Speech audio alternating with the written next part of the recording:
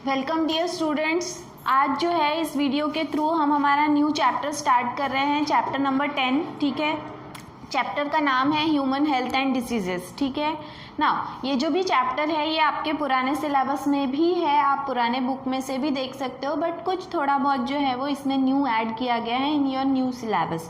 ठीक है ना, ह्यूमन हेल्थ एंड डिसीजेस में सबसे पहले व्हाट इज़ हेल्थ, इसके बारे में बताया गया है कि अगर हम हेल्थ के बारे में बात करें तो एक हेल्दी पर्सन या हेल्थ का मीनिंग क्या होता है, उसके मायने क्या हैं। ठीक है, तो WHO वर्ल्ड हेल्थ ऑर्गेनाइजेशन जो एक बड़ी संस्था है, इसके अकॉर्डिंग हेल्थ का उन्होंने एक डेफिनेशन दिया हुआ है कि ये एक स्टेट है आपका फिजिकल, मेंटल और सोशल वेलबींग। मतलब आप कंप्लीटली जो है वो फिजिकली, मतलब आपका बॉडी जो है वो फिट हो, देन इसके बाद में मेंटली मतलब मानसिक तौर पे आप जो है वो अच्छे होने चाहिए, आपका जो मानसिक विचार हैं वो अच्छे होने चाहिए। देन उसके बाद में सोशल मतलब सामाजिक तौर पे जो आप दूसरों के साथ में इंटरेक्शन करते हो, मेल जोल करते हो, तो उसमें भी आपका जो स्वभाव है ये सारी चीज़ें अगर नॉर्मल हैं, मतलब if you are normal with your physical, mental and social health या सोशल वेलबींग अगर आपका है तो आप हेल्दी हो। ठीक है, सिर्फ हेल्थ का मतलब ये नहीं है कि आप किसी प्रकार से किसी रोग से जूझ नहीं रहे हो। देखो आगे में क्या कहा है, and not merely the absence of a disease और इन्फॉर्मिटी। मतलब सिर्फ इतना नहीं कि आपको किसी प्रकार का रोग नहीं है तो आप हेल्दी हो, नो। आप जो है वो रोग से तो मुक्त होने ही चाहिए, लेकिन आपका मेंटली जो है वो आप काम होने चाहिए, नॉर्मल होने चाहिए, एंड आपका जो दूसरों के साथ में बिहेवियर है वो भी नॉर्मल होना चाहिए।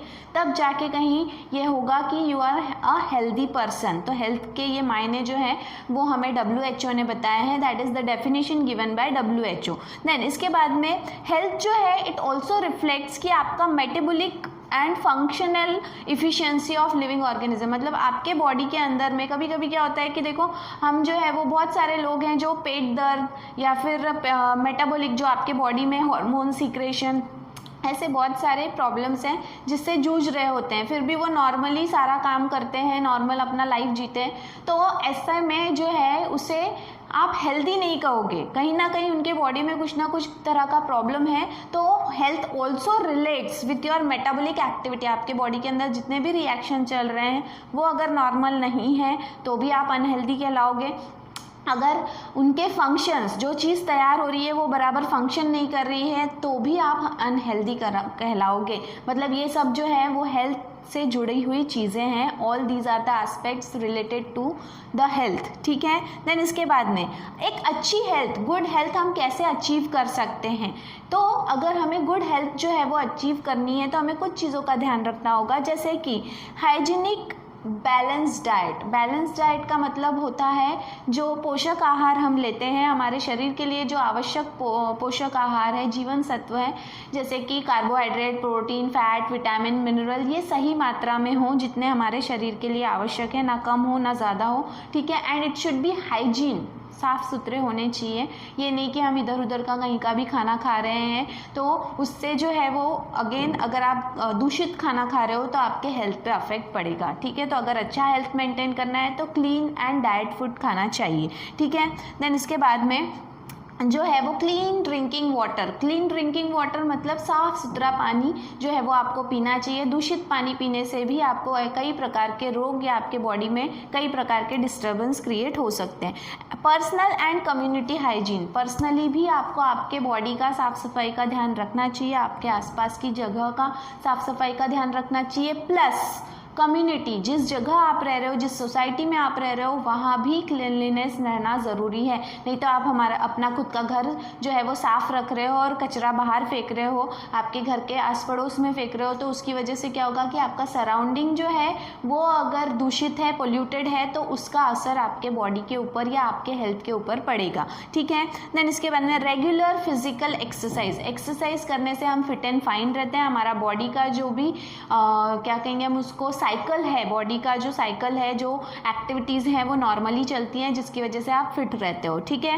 एंड नॉलेज अबाउट डिसीजेस, बहुत सारे डिसीजेस हैं, उनके रोगों के बारे में अगर आपको जानकारी नहीं होगी तो आप उससे बचने के उपाय ढूंढ नहीं पाओगे या उपाय का इस्तेमाल नहीं कर पाओगे। इसीलिए रोगों के बारे में जानकारी होना भी ज़रूरी है, ताकि हम उससे कैसे अपने बॉडी को प्रिवेंट कर सकते हैं, बच सकते हैं, ये हम जो है वो पता कर सकते हैं। जैसे कि अभी जो है वो कोविड-19 से जो है वो पूरा वर्ल्ड जो है वो जूझ रहा है, लेकिन उससे हमने जो है वो प्रिवेंटिव मेजर्स ऐसे ढूंढ के निकाले, क्योंकि हमने जितना जाना है इस डिसीज़ के बारे में, इस वायरस के बारे में, उसके अकॉर्डिंग हम सैनिटाइज़र यूज़ कर रहे हैं, मास्क यूज़ कर रहे हैं, सोशल डिस्टेंसिंग है, ये सारी चीज़ें, all these are the preventive measures. हम ये क्यों कर रहे हैं? बिकॉज हमें उस डिसीज़ के बारे में थोड़ा बहुत नॉलेज है, ठीक है, तो इसलिए डिसीज़ का नॉलेज होना चाहिए। एंड देयर इफेक्ट, उससे क्या असर होगा, वो डिसीज़ कैसे हो सकता है और उसका हमारे शरीर पे क्या असर होगा, ये भी ध्यान में रखना ज़रूरी है, ठीक है। Then proper disposal of waste, हमारे घर में जो भी कचरा निकलता है, जो भी वेस्ट चीज़ें निकलती हैं, उसको सही तौर पे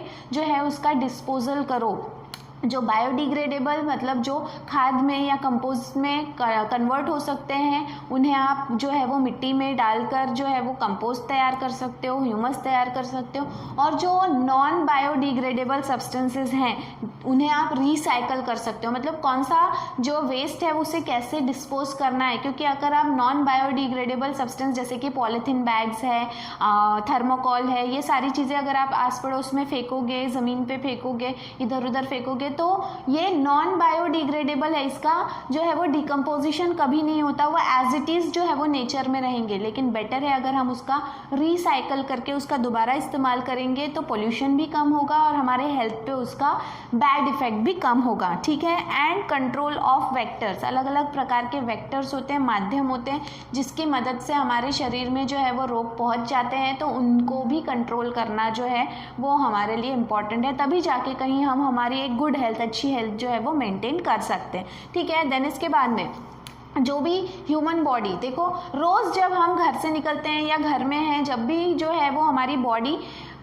एयर के कांटेक्ट में आती है, तो कई सारे ऐसे माइक्रो ऑर्गेनिजम्स हैं जो इस एयर में अभी भी घूम रहे हैं, और उसके लिए हमारी बॉडी पूरी तरह से खुली है, ठीक है। हम सांस लेते हैं, खाना खाते हैं, पानी पीते हैं, तो ऐसे समय में बहुत सारे माइक्रो ऑर्गेनिजम्स हैं जो हमारे बॉडी के अंदर एंट्री कर जाते हैं, ठीक है। रोज़ जो है वो हम कई सारे माइक्रो ऑर्गेनिज्म से मिलते हैं, हमारे बॉडी में वो आते हैं, लेकिन हम रोज़ बीमार नहीं पड़ते। क्यों नहीं पड़ते? इसका सबसे बड़ा कारण है हमारे शरीर में जो है वो नैसर्गिक तौर पे भगवान ने जो है वो एक सिस्टम बनाया हुआ है जो इन रोगों से लड़ता है, इन माइक्रो ऑर्गेनिज्म से लड़ता है, जिसे हम रोग प्रतिकारक शक्ति कहते हैं। इंग्लिश में it is called as immune system, ठीक है। तो इम्यून सिस्टम क्या है? It is nothing but it is a system which fights with different types of foreign organism. Foreign मतलब जो हमारे बॉडी से बाहर का ऐसा ऑर्गेनिज्म है जो हमारे बॉडी के अंदर आया है, उसे फॉरेन ऑर्गेनिज्म कहा गया है।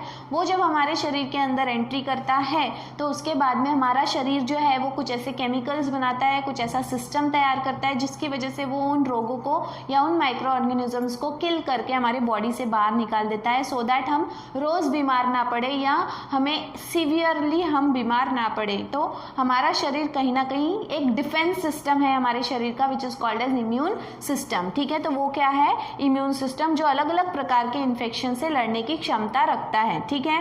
देन इम्यूनिटी क्या है? तो जो भी हम रोगों से लड़ते हैं, ठीक है, तो उसे कहते हैं हम इम्यूनिटी। इम्यूनिटी क्या है? तो ये ट्रेडिशनली अगर हम देखें तो ये क्या है? रेजिस्टेंस मतलब क्या? बंधन। किसके लिए बंधन है? कि किसी प्रकार का फॉरेन ऑर्गेनिज्म हमारे शरीर के अंदर एंट्री ना करे, हमारे शरीर में जो एक्टिविटी चल रही है उसमें वो दखल अंदाजी ना करे, तो वो उसको क्या करता है? रिस्ट्रिक्ट कर देता है। कौन? इम्यून सिस्टम, ठीक है। और इम्यून सिस्टम के द्वारा जो प्राप्त हुआ होता है उसे इम्यूनिटी कहते हैं, ठीक है।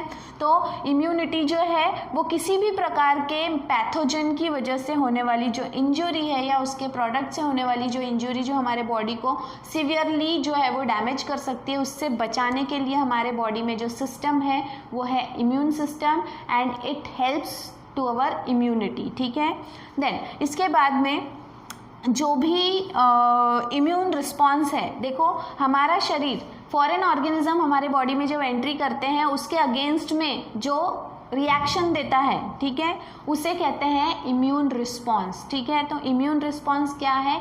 इम्यून सिस्टम के द्वारा जो प्रतिक्रिया उस फॉरेन ऑर्गेनिज्म के अगेंस्ट में हमारा शरीर, हमारा डिफेंस सिस्टम तैयार करता है, that is called as immune response. देखो यहाँ कहा गया है इम्यून रिस्पॉन्स क्या है? It is nothing but it is the reaction, ठीक है। देन इम्यूनिटी मीन्स क्या? इम्यूनिटी मतलब फ्रीडम। फ्रीडम किससे? तो अलग अलग प्रकार के रोगों से, अलग अलग प्रकार के माइक्रो ऑर्गेनिज्म से जब हमारी बॉडी जो है वो अपने आप को फ्री कर लेती है, that is called as immunity, ठीक है, उसे कहा जाता है इम्यूनिटी। और ये बिलीव किया गया है कि इम्यूनिटी, ये कंसेप्ट जो है सबसे पहले हमारे सामने रखने वाले थे Edward Jenner, which who belongs to England. England के हैं ये, और इंग्लैंड में ही उन्होंने जो है वो ये माना जाता है कि काउपॉक्स से एक वैक्सीन तैयार की है, cowpox vaccine, which work against small pox. आपने देखा होगा कि छोटे बच्चों को ज़्यादातर जो है वो छोटे छोटे चेहरे पे फुंसियाँ हो जाती हैं, जिसे कहते हैं माता आ गई है, ठीक है। तो ये जो है दैट इज स्मॉल पॉक्स, और ये स्मॉल पॉक्स के अगेंस्ट में एक वैक्सीन तैयार की गई है बाय एडवर्ड जेनर, ठीक है। एडवर्ड जेनर ने ये वैक्सीन तैयार की है। वैक्सीन मतलब होता है लसीकरण, आपको पता होगा। छोटे बच्चे जो होते हैं उनका इम्यून सिस्टम जो है वो बहुत ही वीक होता है, ठीक है। तो इसी वजह से उनको अलग अलग प्रकार के टीके दिए जाते हैं, वैक्सीन दिए जाते हैं, लस दी जाती है, जिसे वैक्सीनेशन कहा जाता है, जिसके द्वारा उनके इम्यून सिस्टम को जो है वो स्ट्रांग बनाया जाता है, ताकि अलग अलग प्रकार के रोगों से जो है उनका शरीर लड़ सके, ठीक है। तो उसमें से एक वैक्सीन है which prevent the body from small pox, ठीक है। स्मॉल पॉक्स से बचाने के लिए ये वैक्सीन होती है which is discovered by Edward Jenner, ठीक है। देन इसके बाद में इम्यूनोलॉजी। इम्यूनोलॉजी क्या है? इम्यूनोलॉजी में इम्यून मतलब इम्यून सिस्टम एंड लॉजी मतलब होता है स्टडी। तो it is a branch of science which deals with the study of immune system. रोग प्रतिकारक शक्ति से जुड़ी हुई जितनी भी जानकारी है, जितना भी हम पढ़ते हैं, वो सभी जो है वो एक ब्रांच, एक उसको नाम दिया गया है, that is called as immunology, ठीक है। तो इम्यूनोलॉजी क्या है? Study of immune system. Then इसके बाद में characteristics of immune system. Immune system की क्या खासियत है, ठीक है।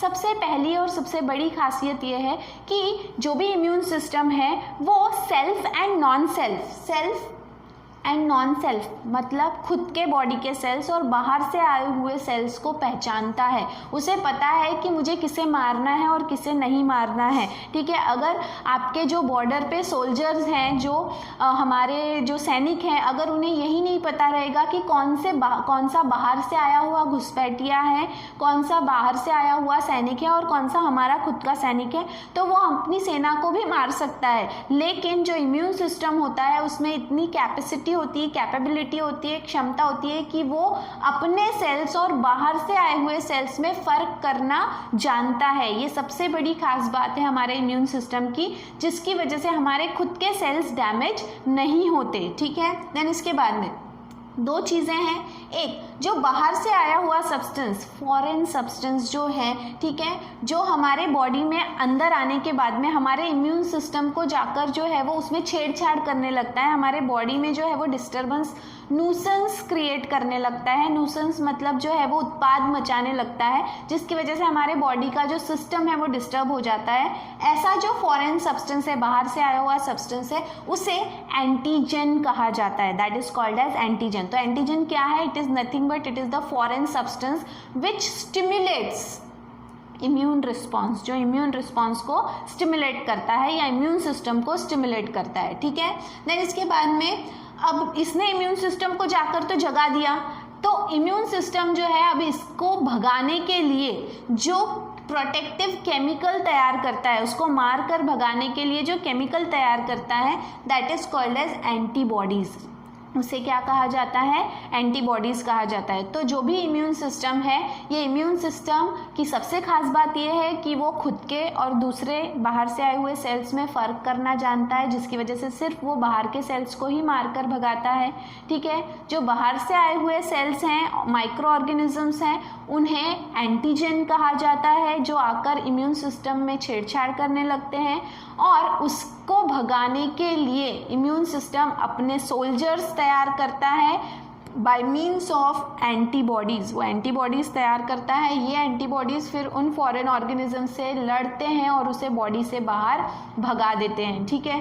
So these are the characteristics of immune system. इसके बाद का हमारा जो टॉपिक है that is types of immune system, ठीक है। इम्यून सिस्टम के टाइप्स, दो टाइप हैं, एक है इनेट इम्यूनिटी और दूसरा है एक्वायर्ड इम्यूनिटी।